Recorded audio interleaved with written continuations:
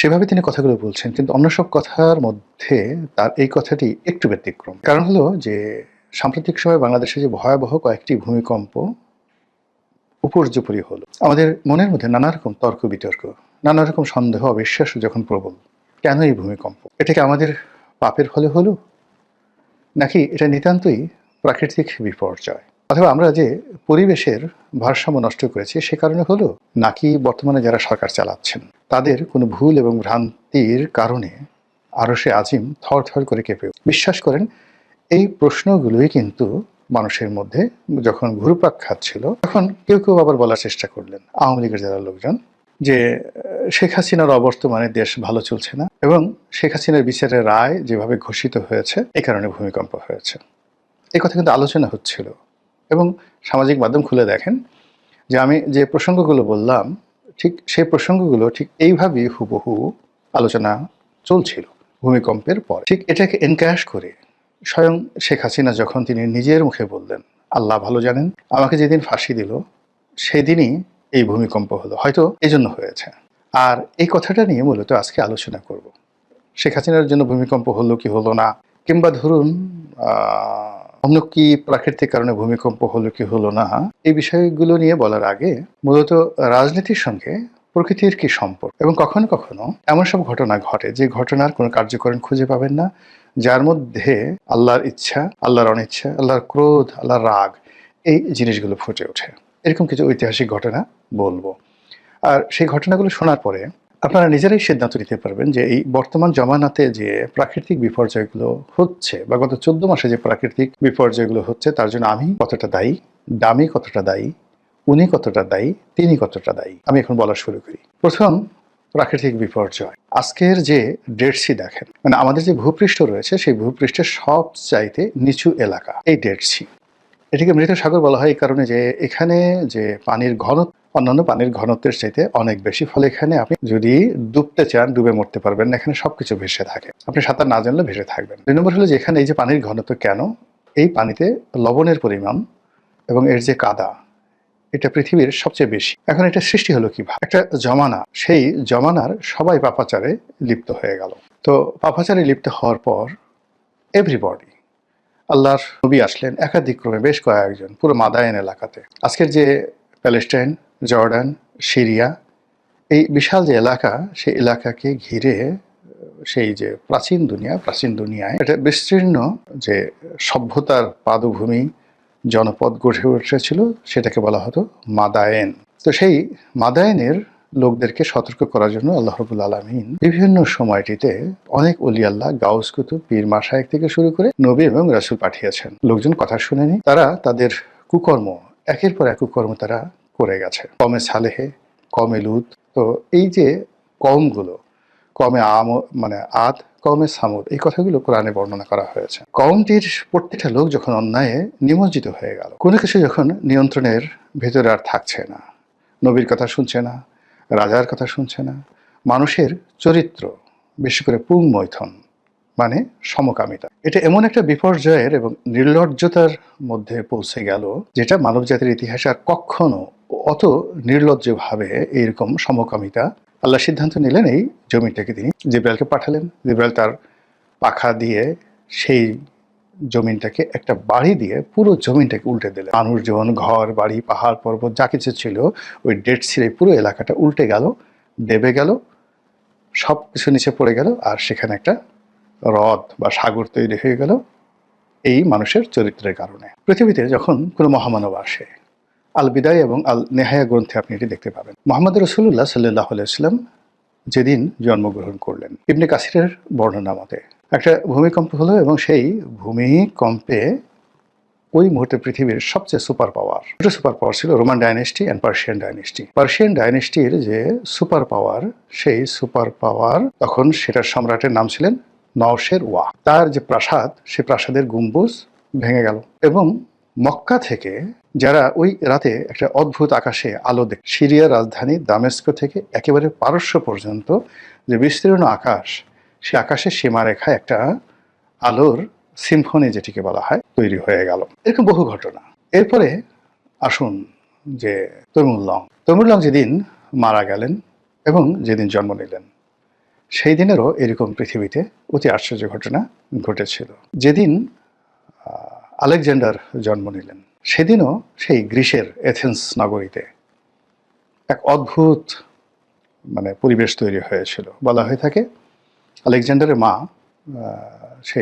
তিনি তার যে আত্মজীবনী বা তার যে বক্তব্য সেখানে তিনি উল্লেখ করেছেন যে আমার এই সন্তানের যে গর্ভধারণ আমি করেছি, আলেকজান্ডারকে যে আমি গর্ভে নিয়েছি, এটি আমার স্বামীর সাথে নয়।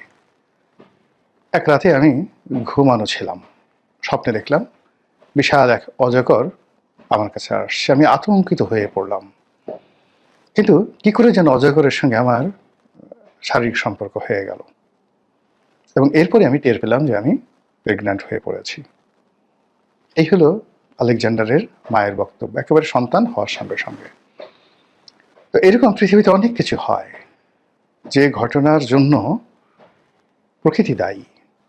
প্রকৃতি এই ঘটনাগুলো ঘটিয়ে থাকেন, কখনো ভূমিকম্প, কখনো জলোচ্ছ্বাস, কখনো সুনামি, কখনো আরও অনেক কিছু।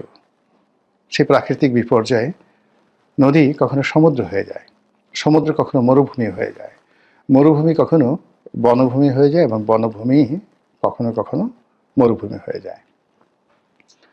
আজকের যে পৃথিবীর সবচেয়ে বড় সাহারা মরুভূমি, সেই সাহারা মরুভূমি একটা সময় আমাজনের জঙ্গলের মতো এরকম গভীর অরণ্যে পরিপূর্ণ ছিল। প্রাকৃতিক বিপর্যয়ে সেখানে আজ মরুভূমি তৈরি হয়ে গেছে।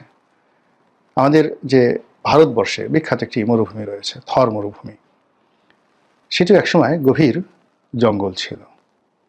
আবার আমাদের যে সুন্দরবন, একটা সময় এটা সুন্দরবন ছিল না, এটা অসাধারণ একটি জনপদ ছিল, লোকালয় ছিল।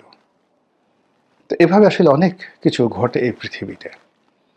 যারা ধর্মবিশারদ এবং দার্শনিক, তারা এই বিষয়গুলোকে বর্ণনা করেছেন যে মানুষের ব্যক্তিগত চরিত্র, জনগণের চরিত্র এবং সেই রাজার জুলুম এবং অত্যাচার, এবং কখনো কখনো জুলুম এবং অত্যাচার মেনে নেয়ার কারণে, নির্বিচারে মেনে নেয়ার কারণে এই জমিনে বিপর্যয় হয়।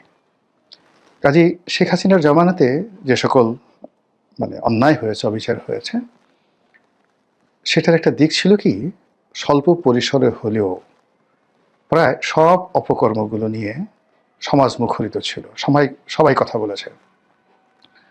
আপনি চিন্তা করুন, 2009 সন থেকে একেবারে 25 সন পর্যন্ত দেখুন তো, এখন আমরা যে বিষয়গুলো নিয়ে আলোচনা করছি, আওয়ামী লীগের বিরুদ্ধে, শেখ হাসিনার বিরুদ্ধে, তার একটা বিষয়ে ওনার শাসন আমলে গোপন ছিল কিনা?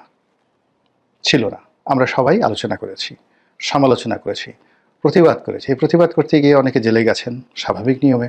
সব জায়গাতেই প্রতিবাদকারী তো জেলেই যাবে, তাদের এত রাজপ্রাসাদে যাবে না। অনেককে দুনিয়া থেকে সরিয়ে দেওয়া হয়েছে, গুম হয়েছে, আয়নাগর হয়েছে, কিন্তু প্রতিবাদটা চালু ছিল। এবং it's a beauty of democracy. কিন্তু দেখা গেল যে একটা মুনাফিকের সরকার যখন এসে যায়, খুব হাসাহাসি, জাস্ট অনেকটা হীরক রাজার দেশের মতো গান গাবেন, কথা বলবেন, কিন্তু গান গাওয়ার পরই আপনার কল্লা ফেলে দেওয়া হবে, আপনার বাক স্বাধীনতার কথা বলা হবে, এবং আপনি উগান্ডার ইদি আমিনের মতো বলবেন যে স্বাধীনতার কথা বলার যে কোনো স্বাধীনতা আছে, দ্যাট আই গ্যারান্টি। কিন্তু স্বাধীনভাবে আপনি কথা বলার পর আপনার স্বাধীনতাটুকু থাকবে কিনা, এটা আমি গ্যারান্টি দিতে পারবো না। কি অসাধারণ বিবিসিতে সেই বক্তব্য, অসাধারণ সেই বক্তব্য। তো এখন সেই রকম যখন কোনো একটা জনপদে এরকম একটা মুনাফিকির সরকার চলতে থাকে, যারা মানুষকে স্বপ্ন দেখায়, বিভ্রান্ত করে এবং মানুষদেরকে মুক্তির কথা বলে ডেকে আনে, ঘর থেকে এনে তারপর তাদেরকে বন্দি করে এবং হত্যা করে। আমরা যে আনলাকি 13 বলি, সেই আনলাকি 13-এর দিনে, আনলাকি 13 না, আমরা যেটা যে এপ্রিল ফুল বলি, সেই এপ্রিল ফুলটি মূলত ঘটেছিল স্পেনে। সেখানে 800 বছরের মুসলমান শাসক এবং তাদের সমস্ত সম্প্রদায় যখন রাজা ফার্ডিনান্ড এবং রানী ইসাবেলা এদের কাছে পরাজিত হতে থাকলো, এবং সর্বশেষ যে নগরটি, অনেকগুলো নগর ছিল, কর্ডোভা, সেভিল, এরকম একটা নগরী, একেবারে সর্বশেষ নগরী, সেখানে যারা যোদ্ধা তারা পালিয়েছিলেন। মসজিদে আজান দেওয়া হলো, এবং একজন আলেমকে ধরে এনে অস্ত্রের মুখে তাকে দিয়ে আজান দেওয়া হলো। পলাতক যারা সৈন্য তারা মনে করলেন যে হয়তো কোনো মুসলিম বাহিনী এসেছিল। এর কারণ হলো ওই সময়টাতে মরক্কোর শাসক ছিলেন ইউসুফ বিন তাসকিন, অত্যন্ত শক্তিশালী বাদশাহ, এবং একবার তিনি এসে মানে স্পেনে এসে, মরক্কো থেকে স্পেনে এসে তিনি মুসলমান শাসকদেরকে রক্ষা করেছিলেন। তো ওই সময়টাতে সবাই মনে করেছিল হয়তো সেই ইউসুফ বিন তাসকিন আবার এসেছে বা নতুন কোনো বাহিনী আরব থেকে এসেছে। ফলে সবাই যখন বের হয়ে এলো আর অমনি খ্রিস্টান বাহিনী তাদেরকে ধরল এবং সবাইকে নির্বিচারে বেকুব বানিয়ে হত্যা করল। এই হলো আধুনিক স্পেনে মুসলিম শাসক থেকে খ্রিস্টান রাজাদের যে শাসন সেটাতে রূপান্তরিত হওয়ার প্রাথমিক ইতিহাস। ভারতবর্ষে যদি আপনি আসেন, অসংখ্য ঘটনা আপনি দেখবেন। দিল্লিতে পরপর 2 বার মারাত্মক ভূমিকম্প হয়েছে এবং এই দুটো ভূমিকম্পে কুতুব মিনার ধ্বংস হয়ে গেছে। একবার হলো এবং সেটা পুনর্নির্মাণ করলেন কুতুবউদ্দিন আইবেক, না ইলতুৎমিশ। এর কারণ হলো এটা তৈরি করেছিলেন কুতুবউদ্দিন আইবেক তার যে পীর কুতুবউদ্দিন বখতিয়ার কাকির সম্মানে। তো সেটা একটা ভূমিকম্প হলো এবং এটার সঙ্গে রাজনীতি জড়িত। এরপরে দ্বিতীয় দফা আবার ভূমিকম্প হলো সুলতান মোহাম্মদ বিন তুগলকের জামানাতে এবং তিনি সেটা আবার পুনর্নির্মাণ করলেন। আবার তৃতীয়বার ব্রিটিশ জামানাতে এটা আবার ভূমিকম্প হয়ে উপরের যে অংশটি সেটা ভেঙে গেল, আবার সেটি ইংরেজরা পুনর্নির্মাণ করলো। এই যে কুতুব মিনারকে কেন্দ্র করে 3টি যে ভূমিকম্প, এই 3টি ভূমিকম্পের সঙ্গে আপনি ডেট তারিখ অনুযায়ী ভিডিও বড় হয়ে যাবে, এই জন্য আমি বললাম না। কিন্তু সেই দিন যেদিন ভূমিকম্প হয়েছিল সেই দিনের রাজনৈতিক ঘটনা, প্রেক্ষাপট এবং পরিস্থিতি, যেটি ওই ভূমিকম্পটা অনিবার্য ছিল। বাংলাদেশে যে ভূমিকম্পগুলো হয়েছে এবং আগামীতে যে ভূমিকম্পর ঝুঁকি সমূহ রয়েছে, তার সঙ্গে আমাদের চেহারা, চরিত্র, আচার আচরণ, চিন্তা চেতনা, কর্ম, আমাদের শাসকদের চিন্তা চেতনা, কর্ম, আমাদের অন্যান্য যারা এই সমাজকে স্ট্যাবল রাখেন তাদের চিন্তা এবং চেতনা কতটা দায়ী, এটা আপনারা ভাবুন, অথবা আপনারা নিজেরাই ভাবুন যে এটা নেহায়েত একেবারে প্রাকৃতিক কর্মে